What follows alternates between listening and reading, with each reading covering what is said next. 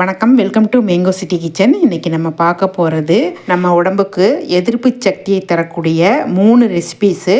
ஆடி மாதம் அவசியமாக செஞ்சு சாப்பிட்ணும். வாங்க வீடியோக்குள்ளே போய் பார்க்கலாம். இதுக்கு தேவையான பொருட்களை பார்க்கலாம். மெயினாக பச்சரிசி, தேங்காய், இதாக மெயினாக நமக்கு தேவைப்படுது. இந்த ஸ்பூனில், டேபிள் ஸ்பூனில் 1 ஸ்பூன் எடுத்து ஊற வச்சுக்கணும். நான் ஏற்கனவே ஊற வச்சுருக்கேங்க. சுமார் 1/2 hour ஊற வச்சுக்கலாம். காலையில் எந்திரிச்சோடனே ஊற போட்டிங்கனாலும் ஆச்சு. சர்க்கரை, ஏலக்காய் பொடி, டேஸ்ட்டுக்கு உப்பு, தேங்காய். இங்கே பாருங்கள், இந்த அளவுக்கு ஒரு தேங்காய் முடி, அரை முடி. இதை விட கொஞ்சம் சின்னதாக இருந்தாலும் பரவாயில்ல, அதனால் ஒன்றும் இல்லை. இவ்வளோ பெருசு இருந்தாலும் ஓகே. ஃப்ரெஷ்ஷான தேங்காய் யூஸ் பண்ணுங்கள், அப்போ தான் நல்லாயிருக்கும் டேஸ்ட்டு. இப்போ இந்த தேங்காவை நல்லா துருவி எடுத்துகிட்டு வந்துடுறேன். தேங்காய் துருவி எடுத்துகிட்டு வந்துட்டேன். ஒரு 3 டம்ளர் எடுத்து வச்சுக்கோங்க. ஒரு அளவுக்காக நான் உங்களுக்கு சொல்கிறேன். ஒரு பெரிய டம்ளரில் தண்ணி ஃபுல்லாக எடுத்து வச்சுருக்கேன். இதை வந்து மிக்ஸி ஜாரில் போட்டுக்கலாம். நம்ம அரிசி ஊற வச்சுருக்கோம் இல்லையா, அது தண்ணி வச்சுக்கலாம். இந்த மிக்ஸி ஜார்லேயே போட்டுக்கலாம். இது ஆடி மாதம் அவசியமாக செஞ்சு சாப்பிடுங்க. பாசிப்பருப்பு போட்டும் செய்யலாம், அதுவும் செஞ்சு காமிக்கிறேன் உங்களுக்கு. இந்த தேங்காவை போட்டுக்கலாம். மைல்டு சூடாக அப்படியே குடிங்க. ரொம்ப நல்லாயிருக்கும், பாயசம் மாதிரி இருக்கும். பிள்ளைங்களுக்கு லீவ் நல்லா காலையில் செஞ்சு கொடுக்கலாம். ஈவினிங் டைமாக இருந்தால் ஸ்கூல் விட்டு வருவாங்களே, ஒரு 5 மணி போல், அந்த டைமில் கொடுத்துருங்க. வேணான்னு சொல்லவே மாட்டாங்க. நீங்கள் செஞ்சு பாருங்களேன். இந்த தேங்காவோடலாம் கவனமாக எடுத்துருங்க. துருவும் போது வந்துடுது. இதை வந்து 3 பால் எடுக்கணும் நம்ம. இதில் ஃபஸ்ட்டு பால் கொஞ்சமாக தண்ணி ஊற்றிக்கோங்க, அப்போ தான் பால் வரும். கொஞ்சமாக தண்ணி ஊற்றி ஃபஸ்ட்டு பால் எடுத்து வச்சுக்கணும். ரெண்டாவது இன்னும் கொஞ்சம் கூடுதலாக தண்ணி ஊற்றி 2வது பால் எடுத்து வச்சுக்கணும். 3வது அதை விட கொஞ்சம் கூடுதலாக தண்ணி ஊற்றி 3வது பால் எடுத்து வச்சுக்கணும். 3 பால் நான் எடுத்துகிட்டு வந்து காமிச்சிட்றேன். ஏன்னா எல்லாருக்கும் பால் எடுக்கிறதுலாம் தெரியும் இல்லைங்களா. 3 பால் எடுத்துகிட்டு வந்துட்டேன் பாருங்கள். இதில் வந்து கொஞ்சமாக தண்ணி ஊற்றிக்கிட்டேன், இதில் கூடுதலாக தண்ணி ஊற்றிக்கிட்டேன். 3வதுல இன்னும் கொஞ்சம் கூடுதலாக தண்ணி ஊற்றிக்கிட்டேன். உங்களுக்கு பார்த்தாவே தெரியும், இதில் ஸ்ட்ராங்காக இருக்கும், இது கொஞ்சம் ஸ்ட்ராங்காக இருக்கும், இது லைட்டாக இருக்கும். இப்போ நம்ம வந்து காய்ச்சலாம். ஒரு அடிகனமான பாத்திரம் எடுத்துக்கோங்க. அடுப்பு ஆன் பண்ணிக்கிறேன். 3வதாக எடுத்தோம் இல்லையா, தண்ணி ஊற்றி அந்த பாலை ஊற்றிக்கலாம். பாலை ஊற்றும் போது இப்படி கலந்து ஊற்றுங்க, ஏன்னா அடியில் வந்து இந்த அரிசிலாம் தங்கியிருக்கும். இப்போ நம்ம ஊற்றிக்குவோம். இப்படியே கிண்டி விட்டுக்குவோம். டக்குன்னு வெந்து வந்துடும், ரொம்ப டைம்லாம் எடுத்துக்காது. அதே மாதிரி மைல்டு சூடாக கொடுங்க. இது வந்து சேலத்து பக்கம், அதாவது எங்கள் ஊர் பக்கம் மட்டும்தான் செய்வாங்க. உடம்புக்கு நல்லது. அது ஆடி மாதம் வந்து ஏன் இந்த மாதிரி சாப்பிட்றோம்னா, நிறைய காற்றடிக்கும். நமக்கு தெரியுமில்ல, தூசிலாம் அப்படியே பறக்கும் நம்ம தெருவில் நடந்து போகும்போது. அந்த மாதிரி அதில் கிருமி வருங்கள, அதை நோவு நொடி வராமல் இருக்கிறதுக்காக இந்த மாதிரி செஞ்சு சாப்பிடுவாங்க. மெயினாக பார்த்தீங்கன்னா பச்சரிசி, பாசிப்பருப்பு, எள்ளு, தேங்காய், இந்த மாதிரி பொருட்களை தான் சாப்பிட்ற மாதிரி இருக்கும். சைடில் பார்த்தீங்களா லேஸ் அப்படியே நோர வருது பாருங்கள். இப்போ வந்து நம்ம 2ஆம் பாலை ஊற்றிக்கணும். 2ஆம் பால் ஊற்றும்போது நல்லா கலக்கி ஊற்றிக்குவோம். நல்ல பெரிய குடும்பமாக இருந்தால் நல்ல பெரிய தேங்காவாக ஒரு தேங்காய் போட்டு நல்ல நிறக்க 2 ஸ்பூனு இல்லாட்டி 2 ஸ்பூன் அரிசி ஊற வச்சு போட்டு செய்யுங்க. எல்லாருமே குடிக்கலாம், நல்லாயிருக்கும், சூப்பராக இருக்கும். இப்போ நம்ம சக்கரை போட்டுக்கலாம். இதையே சக்கரை 2 ஸ்பூன் போட்டு விட்றேன். உங்கள் டேஸ்ட்டு தக்கன போட்டுக்கோங்க. நாங்கள் சுகர் கம்மியாக தான் சாப்பிடுவோம். அப்படியே ஒரு பிஞ்ச் சால்ட்டு இது நல்லா கலந்து விடுவோம். ஆடி 1ஆம் தேதி தேங்காய் சுடுவாங்க இல்லைங்களா, அதுவும் இங்கே சேலத்து பக்கம் தான் செய்வாங்க. இப்போயும் பாருங்கள், லேசாக நுரக்கட்டும். ஒரு 5 நிமிஷம் தான் ஆகும். இந்த அளவுக்கு அரிசியோ தேங்காவோ கொஞ்சம் கூடுதலாக இல்லை கொஞ்சம் குறைவாக போனால் ஒன்றும் பிரச்சனை இல்லை. பதம்லாம் கெட்டு போகாது, நல்லா தான் இருக்கும். ஒரு மைல்டாக குழக்குழன்னு இருக்கும் சாப்பிட்றப்ப.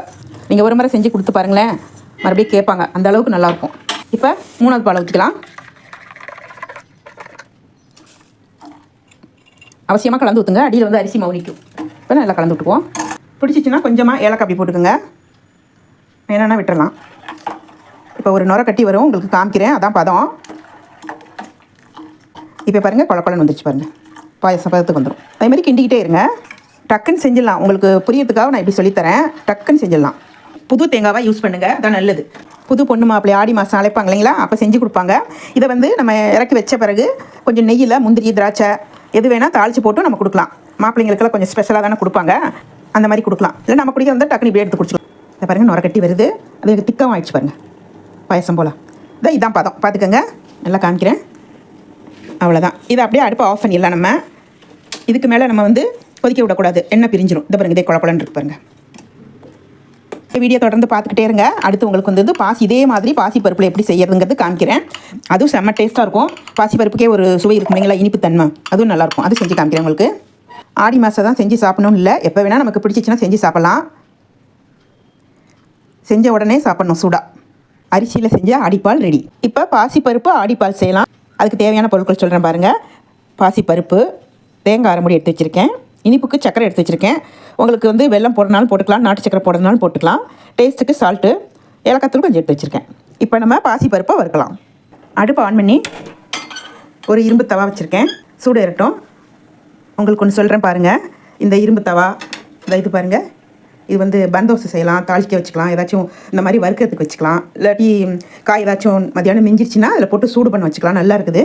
அதே மாதிரி இது பாருங்கள், இது மீன் செய்யலாம். மீன்லாம் நம்ம பொரிச்சு எடுக்கலாம் கொஞ்சமாக எண்ணெய் ஊற்றி. பிறகு வந்து சேனக்கிழங்கு ரோஸ்ட் எல்லாம் நல்லா செய்யலாம். இது வந்து ஒரு பீஸ் வந்து 160 ரூபாய்க்கு தான் வாங்கினேன். ஏற்கனவே வீடியோ போட்டிருப்பேன், பார்த்துருப்பீங்க. ஒன்று கூட துரு பிடிக்கலைங்க. இங்கே பாருங்கள், நார்மலாக எப்போதும் போல கழுவி வச்சிடறேன், அவ்வளோதான். துரு பிடிக்கல, உள்ளெல்லாம் நல்லா இருக்குது. ஆனால் இது இரும்பு தான், துரு பிடிக்கவே இல்லை பாருங்கள். நம்ம அப்படியே எடுத்து வச்சுட்டேன், நான் யூஸ் பண்ணிட்டு அப்படியே எடுத்து வச்சுட்டேன். இப்போ நல்லா தொடச்சிட்டு யூஸ் பண்ணுறேன், அவ்வளோதான். இப்போ எண்ணெயில் யூஸ் பண்ணோம்னா நம்ம அடுப்பு ஆஃப் பண்ணிக்கிறேன். எண்ணெயில் இப்போ நம்ம யூஸ் பண்ணோம்னா நல்லா கழுவிட்டு தொடச்சிட்டு வைக்கணும், அவ்வளோதான். வேறு ஒன்றுமே இல்லை, தொடச்சிட்டு தான் வச்சேன், அவ்வளோதான். நல்லாயிருக்கு. இப்போ இது வந்து நல்லா சூடு ஏறிடுச்சு. பாசிப்பருப்பை போட்டுக்கலாம். இந்த ஆடிப்பாலுக்கு வந்து பாசிப்பருப்பு வறுத்தும் போடுவாங்க, வறுக்காமையும் போடுவாங்க. வறுத்து போட்டோம்னா நல்ல டேஸ்ட்டாக சூப்பராக இருக்கும். நல்லா வறுத்துக்குவோம். நமக்கு வந்து 1 டேபிள் ஸ்பூன் தான் தேவைப்படுது. நான் கொஞ்சம் கூடுதலாகவே வறுத்து வச்சுக்குவேன் எப்போதுமே. நம்ம பொங்கல் செய்யறதுக்குலாம் டக்குன்னு நம்ம போட்டுக்கலாம், பூச்சி வண்டு பிடிக்காது. பொங்கல் செய்கிறப்ப அப்போதைக்கு நம்ம கொஞ்சமாக எடுத்து வறுத்துட்டு இருக்கணும், அரை உலக்கு போல்.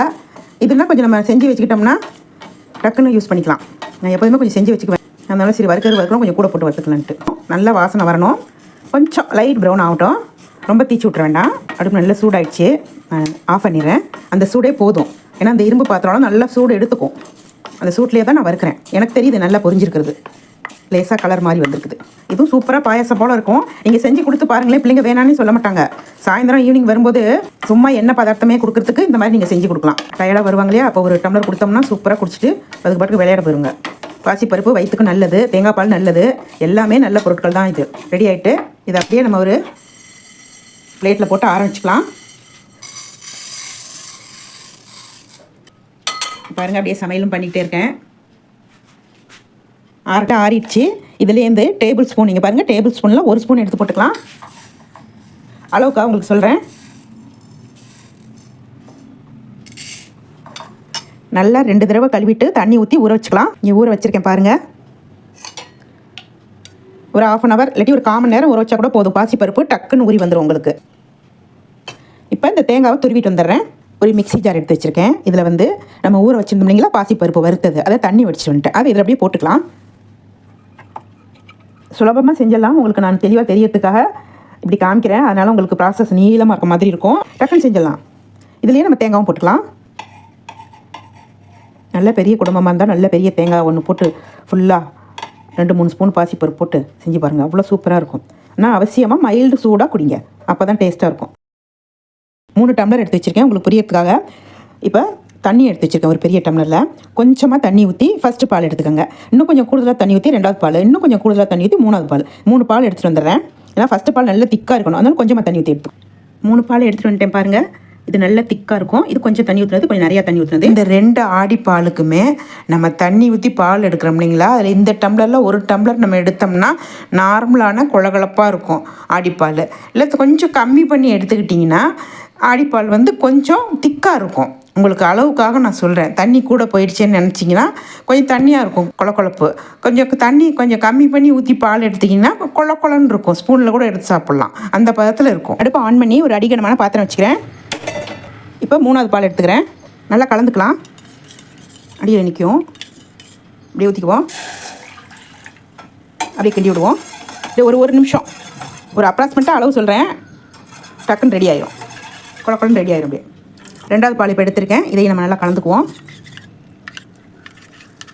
கொஞ்சம் லேசாக கெட்டிப்பட்டுருக்கு பாருங்கள், உள்ளார காமிக்கிறேன், தெரியுதுங்களா? இதான் நல்லா கொதி வந்துடுச்சு. இப்போ 2வது பாலை ஊற்றிடலாம். கை விடாமல் கிண்டிக்குங்க. இப்போ நம்ம சக்கரை போட்டுக்கலாம்.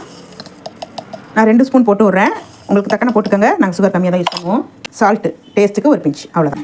இதை அப்படியே கிண்டிட்டு ஃபஸ்ட்டு பால் எடுத்துக்கிட்டேன். இதை வந்து இங்கே பாருங்கள், அடியில் நிற்கிது சொன்னேன்னா அடியில் நிற்கணும். இங்கே பாருங்கள் தெரியுது. இதை நல்லா கலந்து விட்டுக்கணும்.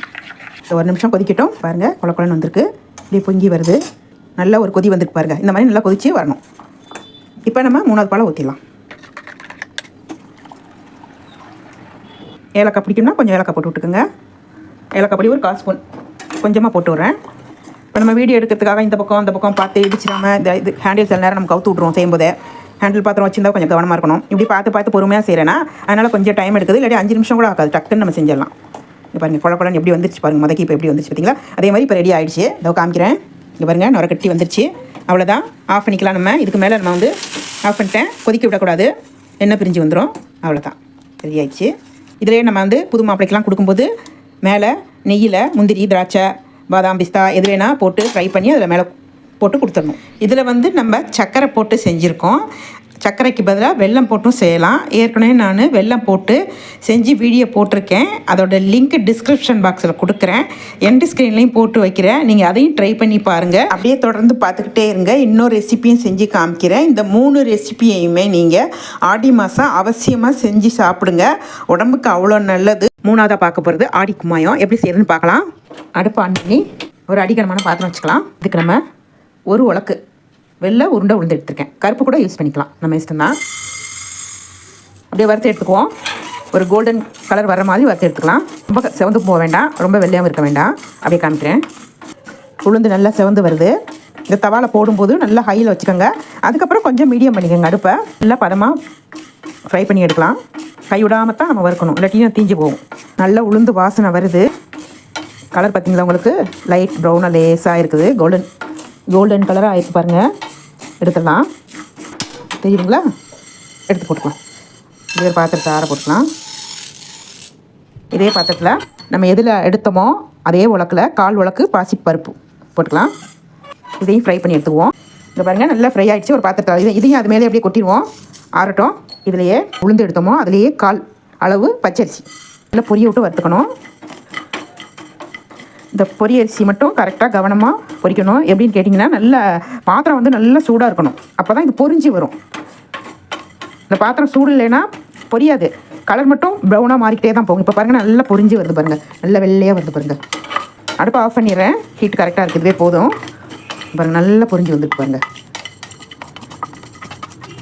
ரெடி ஆயிடுச்சு.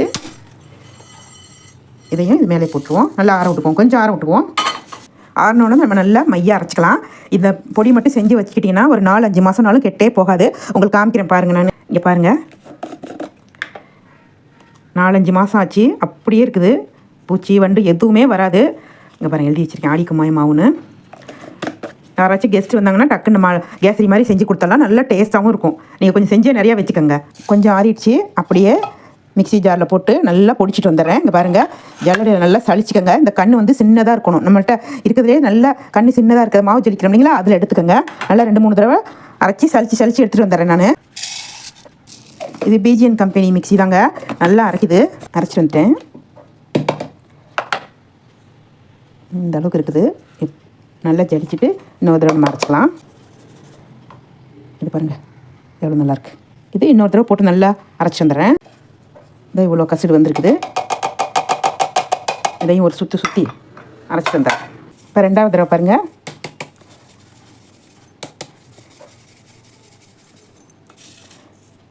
அந்த இவ்வளோ கசிடு வந்துருக்குது. இது வேண்டாம்.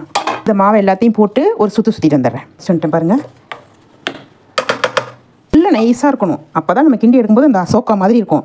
அசோக்கா அல்வா சாப்பிட்ருக்கீங்களா? பாசிப்பருப்பில் சேர்த்து அந்த அளவுக்கு அப்படியே இருக்கும். இந்த மாவில் ஒரு உலக்கு எடுத்து வச்சுக்கலாம். நல்ல டேஸ்ட்டாக இருக்கும். நம்ம நார்மலாக தேவையில்லாமல் ஸ்நாக்ஸ்லாம் நம்ம வாங்கி கொடுக்கறதுக்கு, கடையில் ஸ்வீட்லாம் வாங்கி கொடுக்கறதுக்கு இந்த மாதிரி செஞ்சு வச்சுக்கிட்டோம்னா தாராளமாக செஞ்சு கொடுக்கலாம். ஒரு உலக்கு நான் எடுத்துக்கிறேன் இதில் அளவுக்கு.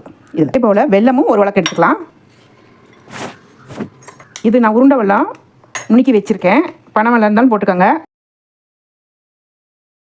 கரெக்டாக தான் எடுத்து வச்சுருந்தேன். கரெக்டாக ஒரு உலக்கு இருக்குது. நெய் எடுத்து வச்சுருக்கேன். சால்ட்டு டேஸ்ட்டுக்கு ஒரு பிஞ்சு போட்டுக்கலாம். இதே உலக்கில் 2 உலக்கு தண்ணி எடுத்துக்கலாம். நம்ம அடுப்பு ஆன் பண்ணி இந்த பாத்திரத்தை வச்சுக்கலாம். வெல்லத்தை போட்டுக்கலாம். அப்படியே கலந்து விட்டுக்குவோம். வெல்லம் கரையட்டும். பாகு பதம்லாம் வேண்டாம். வெல்லம் நல்லா கரைஞ்சிடுச்சு.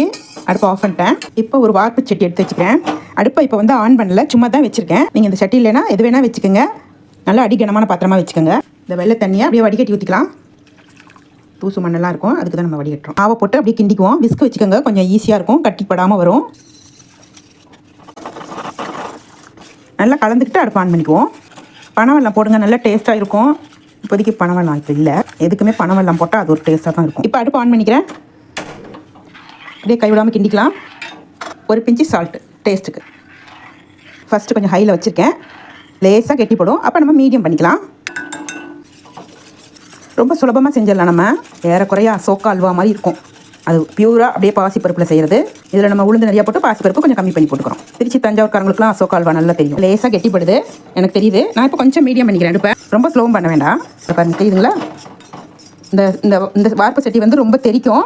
கொஞ்சம் கவனமாக கிண்டணும். கொஞ்சம் ஸ்லோ பண்ணிக்கிறேன். இதுக்கு தான் வச்சுக்க சொன்னேன். கட்டியே தட்டாது. எவ்வளோ அருமையாக அப்படியே சைனிங்காக வருது பாருங்க. வெந்து இப்போ நெய் போடலாம். 2 ஸ்பூன் போட்டு விட்றேன். இங்கே பாருங்கள், இது சின்ன ஸ்பூன் தான். ஒரு உலக்கு மாவு எடுத்தோம்னா அரை உலக்கு கூட யூஸ் பண்ணுவாங்க. நான் அவ்வளோ யூஸ் பண்ண மாட்டேன். கொஞ்சம் கம்மி பண்ணி யூஸ் பண்ணிக்குவேன். நம்ம கரண்டி போட்டுக்கலாம். இந்த ஓரத்துலலாம் நம்ம எடுத்து விட்டு கிண்ட முடியும். முதக்கி இப்போக்கும் தெரியுதுங்களா? நல்ல சைனிங் வருது. அழகாக கெட்டிப்பட்டு வருது. வாசமாக இருக்குது. சூப்பராக உளுந்தங்களி செய்கிற மாதிரி தான். ரொம்பலாம் சிரமப்பட வேண்டாம். இன்னும் 2 ஸ்பூன் போட்டு விட்றேன். நான்ஸ்டிக்கில் செஞ்சால் இன்னும் நல்லா ஒட்டாமல் அப்படியே வரும். இப்போ அடுப்பை மீடியமாக வச்சுருக்கேன். இன்னும் ஒரு 2 நிமிஷம் கழிச்சு காமிக்கிறேன். வீடியோ ரொம்ப லென்த்தாக போகுது. ஏற்கனவே 2 டிஷ் செஞ்சு காமிச்சிருக்கேன். இது ஆடி ஸ்பெஷலாக சரி எல்லாத்தையும் சேர்த்து ஒரு வீடியோவாக போட்டுருவோம் அப்படின்னு தான். முதக்கி பாருங்கள். இப்போ நல்லா கொஞ்சம் கெட்டிப்பட்டு வந்துருச்சு. இப்போ கொஞ்சம் நெய் போட்டுக்கலாம். இறக்கிறதுக்கு முன்னாடி ஒரு 2 ஸ்பூன் போட்டு விட்றேன். மொத்தமாக இந்த ஸ்பூனில் 6 ஸ்பூன் போட்டு விட்ருக்கேன். நெய் நிறைய போட்டால் நல்லா தான் இருக்கும். இந்த அளவு போதும்.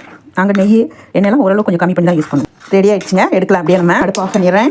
எவ்வளோ அருமையாக வந்துட்டு பாருங்கள். இந்த நெய் ஊற்றினா இன்னும் நல்லா வரும். அழகாக உங்களுக்கு மோல்டிங் பண்ணி காமிக்கிறேன். ஆடிக்கு மாயம் ரெடி. இது மாதிரி நீங்களே செஞ்சு சாப்பிட்டு பாருங்கள். என்னுடைய சேனல் உங்களுக்கு பிடிச்சிருந்தா லைக் பண்ணுங்கள், ஷேர் பண்ணுங்கள், சப்ஸ்கிரைப் பண்ணுங்கள். மறக்காமல் பெல் பட்டனை ப்ரெஸ் பண்ணுங்கள். நன்றி, வணக்கம்.